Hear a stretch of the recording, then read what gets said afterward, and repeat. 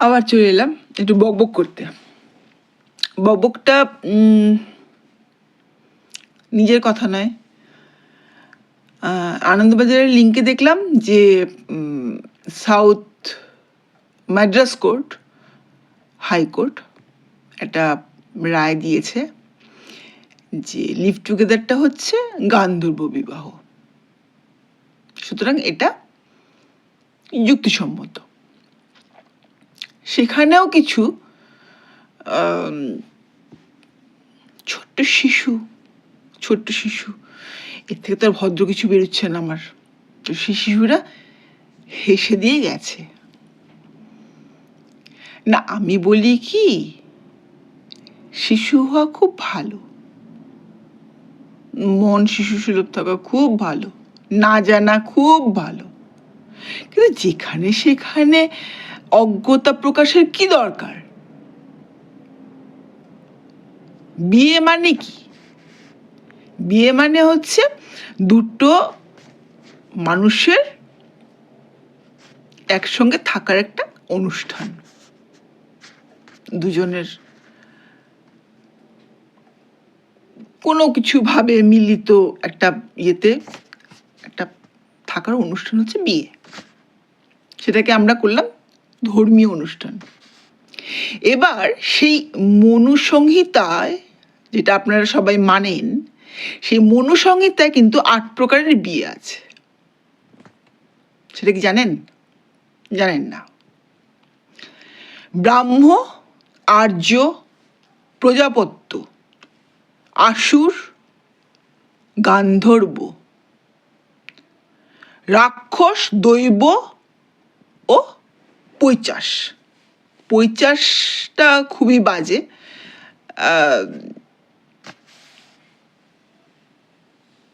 যাই হোক, আছে, বিয়েটা আছে, এরকম 8 প্রকারের বিয়েটা আছে। তো আমরা এখন খুব সুবিধে করে এই প্রজাপত্যটা নিয়েছি, অসুবিধা নেই। কিন্তু আমরা যেহেতু প্রজাপত্য নিয়েছি, তার মানে এই নয় অন্য 7টাকে অবজ্ঞা করব, অশাস্ত্রীয় বলে চালিয়ে দেব। এটা মানে কি বলুন তো? এটা মানে হচ্ছে সেই মূর্খের সাগর দেখার মতো ব্যাপার স্যাপার। এই প্রসঙ্গে শরৎচন্দ্রের একটা লেখা পড়ি। শরৎচন্দ্র তার সমাজ ধর্মের মূল্য বলে একটা লেখায় বলেছেন, প্রবন্ধে বলেছেন, ভারতবর্ষ কাগজেই অনেকদিন পূর্বে ডাক্তার শ্রীযুক্ত নরেশবাবু বলিয়াছিলেন, না জানিয়া শাস্ত্রের দোহাই দিও না, যেটা আমরা সবসময় করে থাকি। কিন্তু আমি তো বলি, সেই একমাত্র কাজ যাহা শাস্ত্র না জানিয়া পারা যায়, কারণ জানিলে তাহারা শাস্ত্রের দোহাই পারিবার কিছু জো থাকে না। তখন বাঁশবনে ডোমকানা হওয়ার মতো সে তো নিজেই কোন দিকে কুল কিনারা খুঁজিয়া পায় না।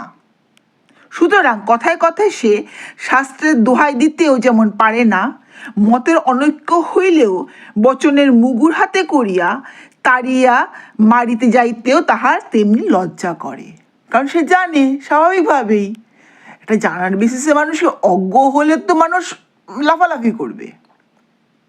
কুয়োর ব্যাঙ তো সাগরকে অনেক ব্যাখ্যা করতে পারে, কিন্তু সাগর জানে সাগর কি।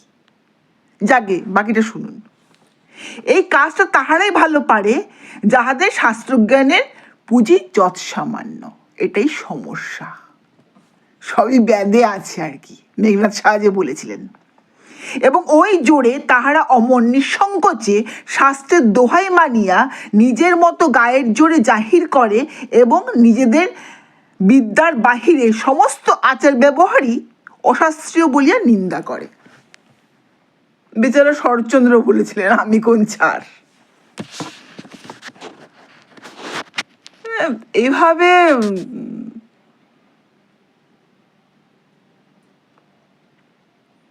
আবোল তাবোল বকার একটা সীমা থাকা দরকার। আপনি নাবালক, অসুবিধে নেই, সব জায়গায় বমি করলে তো অসুবিধে হয়ে যায় না। যারা কমসে কম একটু আধটু পড়াশোনা করে জানে তাদের জন্য অসুবিধে হয়ে যায়। আপনি অশিক্ষিত হতেই পারেন, আপনার বংশ পরম্পরায় আপনি অশিক্ষিত, তাতে তো আমাদের দোষ নেই। কিন্তু না জেনে যেখানে সেখানে বমি করবেন কেন? আচ্ছা, মুশকিল তো।